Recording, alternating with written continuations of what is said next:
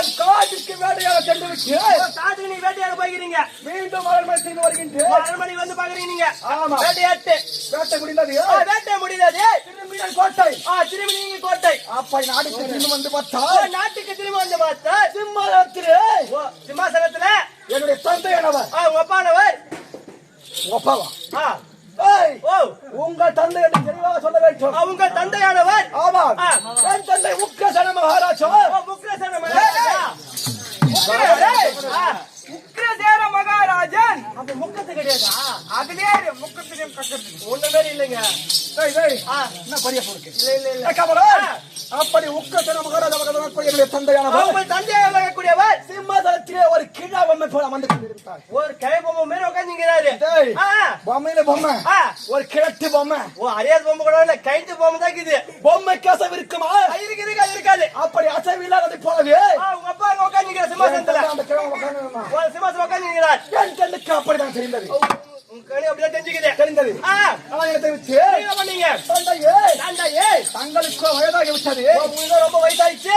இளமையாக இருக்கக்கூடிய சிங்கத்தை போல இருக்கக்கூடிய எனக்கு உங்களுக்கு மணிமகத்தை சுட்டிவிட்டு மணிமகனை சுட்டிவிட்டு நாங்கள் ஓய்வெடுத்துக் கொண்டு எடுத்து விட்டு அப்பா பார்த்து நீங்க சொல்லிக்கிறீங்க. அப்படி தெரிவித்தால் அறிவு இருக்கிற அப்பா என்ன செஞ்சிருக்கணும்? அதே மாதிரி நீங்க சொன்ன மாதிரி செஞ்சிருக்கணும். நாங்க சொன்னா மணிமோட உங்களுக்கு முடி சுட்டிவிட்டு எனக்கு மணிமகளை சுட்டி இருக்கணும் செஞ்சிருக்கணும். ஆமா, அறிவு இல்லாத என்ன பண்ண தெரியுமா? என்ன பண்ணாரு?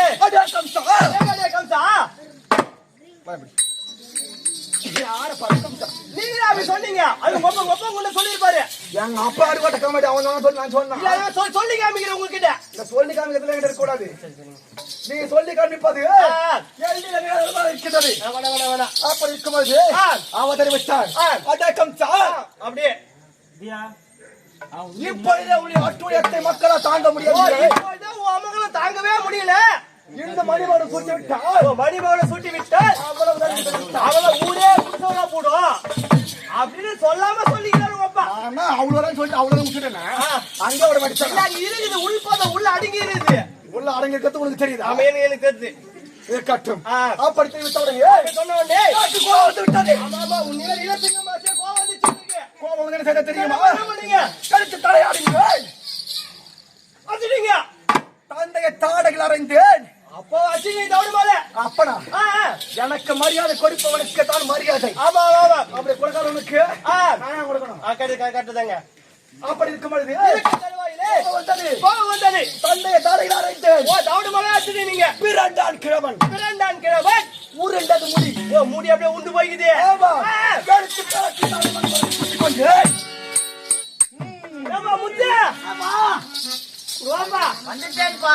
சொன்னது கேட்டியா? தாந்தோணி பெருமாளா? ஆமா, அது எப்படி தெரியுமா? அன்னைக்கு தானே எடுத்து வச்சுக்கினா தாந்தோணி பெருமாள் அது மாதிரி அவங்க அப்பா வச்சு முடி இவரே எடுத்து வச்சு நிக்கிறாரு. அது சுயமா வாங்கல, அச்சு பிடிக்க அப்பா கிட்டே அச்சு பிடிக்கா. சுயமா வாங்கத்தினா அச்சு வாங்கத்தினா சொல்லுவாங்க. அச்சு ஒரு அடி அச்சு போடுறா அப்படி இருக்காது கேட்டு வாங்கறது என்ன? அப்படி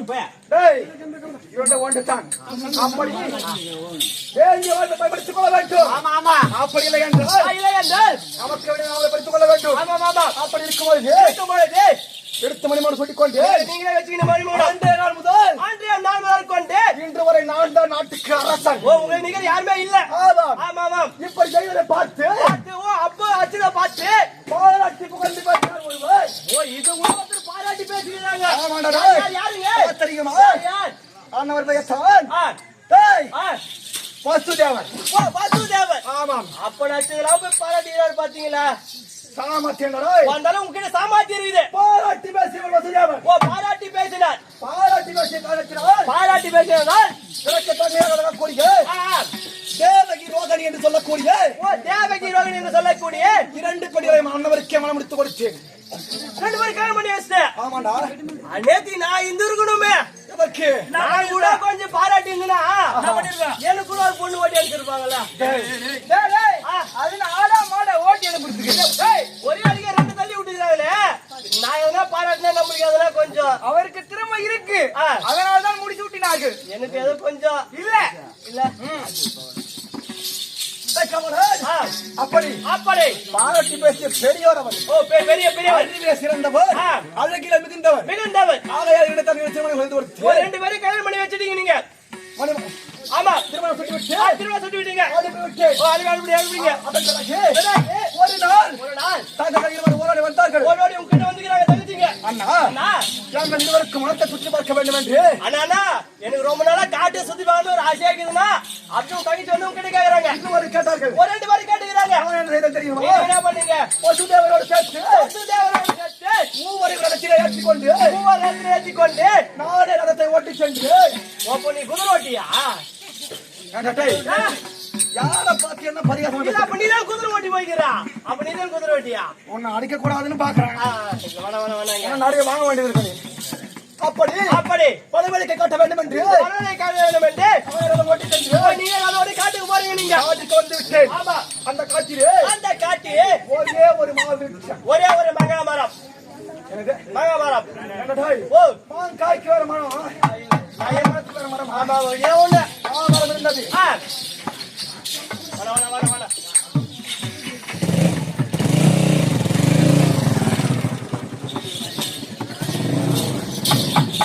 வேணா. அப்படி ஒரே ஒரு மாமரம், மாமரத்திலே ஒரே ஒரு மாங்கனி, ஒரே ஒரு மகாபயம். அந்த மாங்கனியில இருந்து தான் எனக்கு விதிய ஆரம்பிச்சது. அந்த மகாபயத்துல எப்படி ஆரம்பிச்சது? எப்படி தெரியுமா? எப்படி தந்தை மகன் இருவரும் போட்டி போகிறார்கள். ஓ தங்கச்சி மகன் 2 பேரும். அண்ணா, அந்த மாங்கனி எனக்கு வேண்டும், அந்த மகாபயம் எனக்கு வேணும், எனக்கு வேண்டும் என்று எனக்கு வேணும் 2 பேரும் மாத்தி மாத்தி உங்களை புடுங்குறாங்க. அப்படியே இருவரும் போட்டியிடுகிறார்கள். ஆமா, தங்களின் விருப்பத்தை நிறைவேற்றுபவனை உண்மையான ஆமா. நீங்க 2 பேரும் பாராட்டியா பேச பொண்ணு குத்திர நீங்க ரொம்ப பெரிய ஆளு. அப்படி இருக்கும் பொழுது கேட்டார்கள். இல்லை கொடுத்து நம்பை அப்படியே வாங்க போய் டீ விந்துச்சு. நான் போதிகை தந்து கொடுத்தேன். மாங்கனி விழுந்தது, எடுத்து ஒருத்தர் முடித்து விட்டார்கள். 2 பேரும் சாப்பிட்டாங்க. இதை ஞானத்தால் அறிந்தார் யார்? பரசுவத ரிஷியானவர். ஓ பசமச ருசியா? பரசுவத ரிஷி, ஒரு ரிஷி. ஆமா, பரசுவத ரிஷியானவர் ஞானத்தில் அறிந்து கொண்டார். இந்த மாங்கனியானது வருடத்திற்கு ஒரு முறை வருடத்திற்கு ஒரே ஒரு மகாபலி எனக்காக காய்க்கும். இதை மட்டும் கொண்டு வந்து கொண்டிருந்தேன். அது மட்டுமே சாப்பிட்டா உயிரிழந்து வந்து இப்போது உனக்கு என்ன நடந்தது தெரியுமா? இது முடிந்து விட்டது. உன்னுடைய விதி முடிந்து விட்டு புதிதாக தங்கை தங்கச்சி 2 பேரும் சாப்பிட்டாங்களே. தங்கை வயிற்றிலே பிறக்கக்கூடிய தங்கை வயிற்றிலே பிறக்கக்கூடிய 8வது குழந்தையா? 8வது குழந்தையே கட்டாய மரணம். ஓ கட்டாய மரணம். ஆமா, அப்படின்னு சொல்லிட்டு அப்படி தெரிவித்தார்கள். உனக்கு என்ன தெரியுமா? என்ன பண்ணீங்க?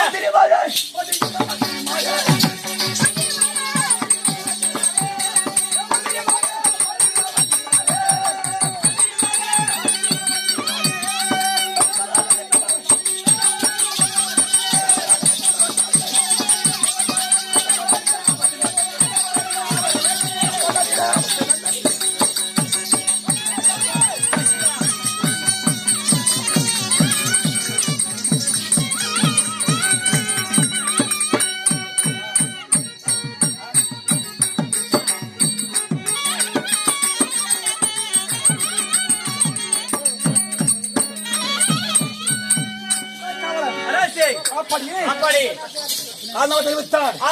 தாங்கள் வயிற்றிலே பிறக்கக்கூடிய 8வது குழந்தை கட்டாய மரணம் என்று சொல்லிவிட்டார் அவர். உனக்கு உடனே எனக்கு என்ன தோன்றியது தெரியுமா? ஒண்ணு கோபம் இருக்குமே. தாங்கள் இருந்தால் தானே என்று வெட்ட துணிந்து தங்கச்சியை வெட்ட போயிட்டீங்களா நீங்க? அதுக்கப்புறம் எனக்கே ஆபத்துனா அப்படியே அச்சால் நானு தங்கச்சில என்ன ஒண்ணுமே கிடையாது. அப்படி தங்கையே நீ வெட்ட போயிட்டீங்க. நீங்க தடுத்த வசுதேவன் தடுத்த மன்னா எங்களை சிறை வச்சுடுங்கள். சிறை வச்சுடுங்க. பிறக்கக்கூடிய அனைத்து குழந்தைகளையும் எங்களுக்கு பிறகு அனைத்து குழந்தைகளையும் உங்களிடமே ஒப்படைக்கின்றோம், உங்ககிட்ட ஒப்படைச்சிடுறோம் அப்படி தெரிவித்தார். அப்படின்னு மரியாதையாக சொல்லுகிறாரு. இதுவும் நல்ல யோசனை தானே? ஆமா. தங்கை நமக்கு ஆபத்து கிடையாது. ஆமா, தங்கை வயிற்றில் பிறக்கக்கூடிய குழந்தையால் தான் நமக்கு ஆபத்து. அப்படி இருக்கும் பொழுது பொறுத்துக் கொண்டு தெரியுமா? பண்ணீங்க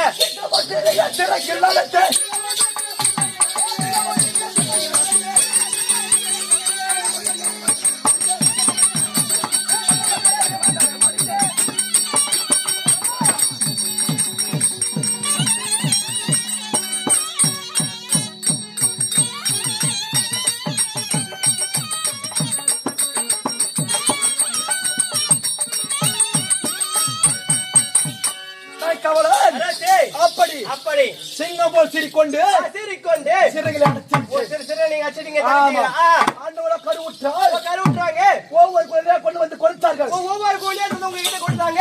ஒவ்வொரு குழந்தையும் ஒவ்வொரு குழந்தையும் என் கரத்தை நசுக்கி கொண்டு விட்டேன். ஓ அப்படியே நீங்க பாவமே பாக்கல நீங்க குழந்தை கூட பாவமாவது ஆகட்டும் ஆகட்டும். அப்படி அப்படி 6 குழந்தைகளை கொண்டு விட்டேன். 6 குழந்தை பெற்று நீங்க சாதிச்சிட்டீங்க. நான் பெற்றுக்கிறேன். பெற்று கொடுத்தாங்க நீங்க சாதிச்சிட்டீங்க. பிள்ளை பெற்றுன்ற வார்த்தை என்னப்பா சொல்ற வச்சியா? இல்லைங்க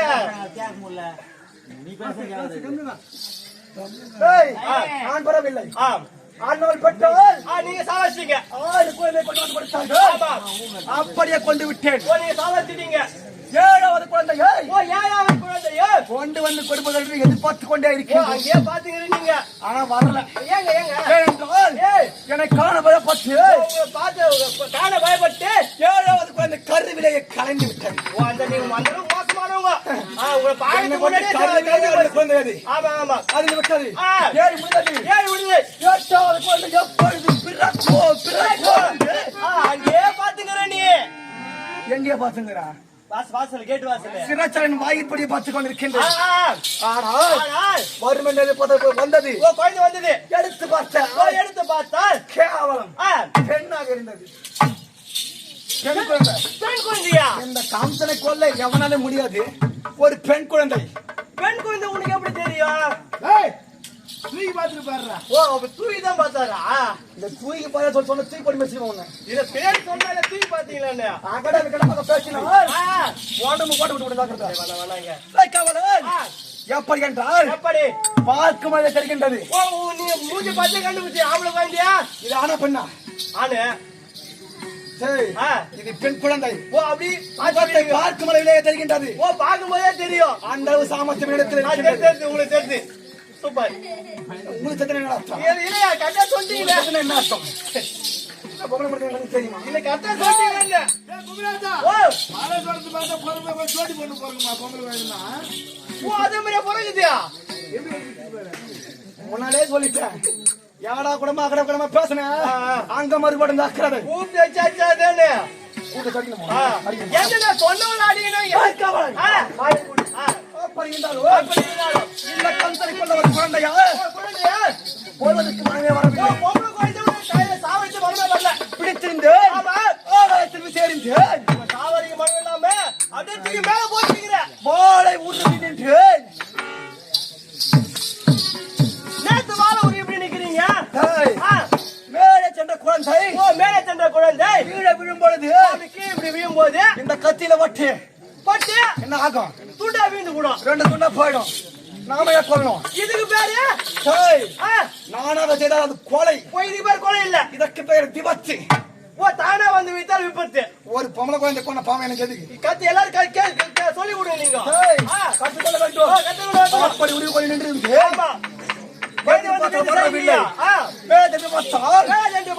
அந்த பெண் குழந்தை காலியாக மாறி உருவெடுத்தது. காலியா மாறிச்சு. காயாக மாறி உருவெடுத்துக் கொண்டு தெரியுமா? என்னையா கொல்ல துணிந்தாய்? என்னையா கொல்ல துணிந்தாய்? உன்னை கொல்வதற்காகவே ஆயர்பாடியிலே கண்ணன் வளர்க்கிறான் என்று தெரிவித்து மறந்து விட்டார். கண்ணன் வளர்ந்து வருகின்றார். ஆமா எதிரி வளர்ந்து வருகிறான் என்று தெரிவித்தால் உங்களுக்கு சும்மா இருக்க முடியாது. இருக்க முடியுமா? முடியாது. குழந்தையை கொள்வதற்கு தாயை தவிர வேறு யாரும் குழந்தைகள் இருக்க முடியாது. ஆமா ஆமா. ஆகையால் அண்ணனுக்கு தாயை போலவே பூதகி என்று சொல்லக்கூடிய ஒரு அரக்கை அனுப்பிய ஒரு அரக்கை அனுப்பிய அரக்கை எப்படி அனுப்பிய தெரியுமா? எப்படி? ஒரு சரத்திலே பாலும் ஒரு சரத்திலே விஷத்தை அனுப்பினேன். விஷத்தை வச்சு அனுப்பினீங்க. ஒரு பக்கம் பால் மறுபக்கம் விஷம். மறுபக்கம் விஷயம். அப்படி கொல்ல வேண்டும் என்று அனுப்பினேன். அனுப்புறீங்க. அந்த கொலை தெரியுமா? அந்த உதிரத்தை குடிப்பது மட்டுமல்லாமல் பாலை குடிக்கிற மாதிரியே குடிச்சு உயிரை குடித்து விட்டார். அந்த போதை கதை அப்படியே முடிஞ்சு போச்சு. சிம்பிளா முடிஞ்சு போயிடுச்சு. போதையில சேர்ந்து போயிடுச்சு. அனுப்புனது போதும் போன்றது குழந்தையா? குழந்தை. ஆனால் பூதையை கொண்டு விட்டான் அந்த கண்ணன். சின்ன பையன் பூதையை சாவடிச்சார். அது மட்டுமா? அதற்கு பிறகு பெண் செல்ல முடியவில்லை என்று ஆன சிலர்கள் யார் திருநாவுக்கரசு நீங்க சொல்லிட்டு திருநாவர்த்தன் ஆமா.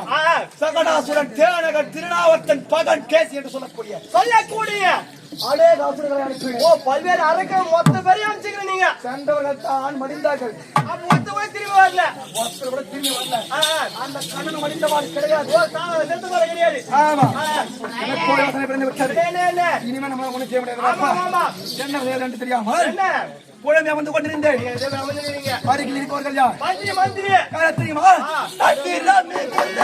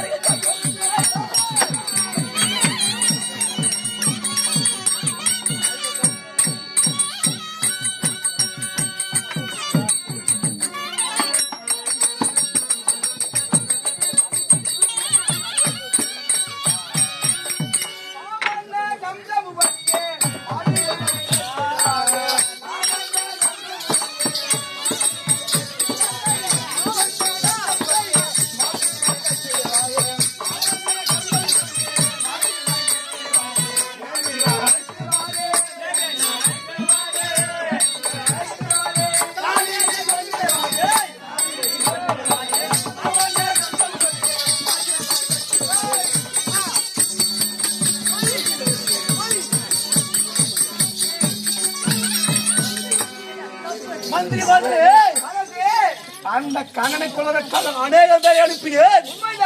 ஒருத்தர் கூட திரும்பி வந்த பாடே கிடையாது. ஆமாம். ஆகையால் அந்த கண்ணனை கொள்வதற்கு தகுந்த உபாயத்தை நீங்கள் தான் சொல்ல வேண்டும். சொல்கிறீர்களா? சொல்கிறேன் மன்னா. சொல்லுங்கள். வடமதுராபுரி ஆளக்கூடிய கம்சபுரி மகாராஜா கம்சபூபதி மகாராஜா வழங்கக்கூடியவன் நான். தனுர்யாகம் செய்ய இருக்கிறார். தங்கை பிள்ளை வராததால் தடைப்பட்டு நிற்கிறது சொன்னார். அந்த கண்ணன் அண்ணனும் சேர்ந்து வருவார். நானூறியாக நடக்கிறது என்று பொய் சொல்ல வேண்டுமா? ஆமாம். அப்படி இல்லாத ஒன்றை தெரிவித்து விட்டால் அப்போதுதான் அந்த கண்ணபிரான் வருவார். அண்ணா கண்ணன் மட்டும் வருவானா? அண்ணனும் சேர்ந்து வருவார். சாபாஷ், சரியான ஆலோசனை. மந்திரி அக்குலவாரி என்ன அருமையான யோசனைகளை தெரிவித்தீர்கள். ஆகையால் நீங்களே சென்று நானே சென்று அந்த கண்ணனை அழைத்து வருகிறீர்களா? அப்படி ஆகட்டும். சென்று வாருங்கள்.